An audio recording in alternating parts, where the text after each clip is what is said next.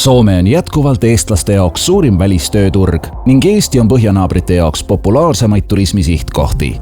Et reisimine ja tööl käimine veel mugavam ja rohelisem oleks, on nüüdsest kasutusel uus tehniline lahendus, mis võimaldab Tallinnas, Tartus ja Helsingis kasutada ühistranspordi sõidupiletite ostmiseks ühtset piletisüsteemi.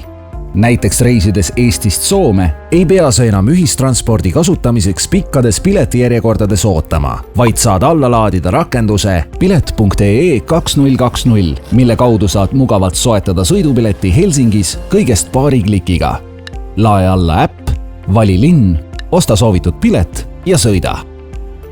Helsingist Eestisse reisides saad osta Tallinna ja Tartu ühistranspordipileti Helsingi matkakorti sõidukaardile läbi interneti. Kõiki sõite saad jälgida veebilehel pilet.ee või hsl.fi. Hoia enda tervist ja säästa loodust. Liigu jala või eelista linnas liikumiseks ühistransporti.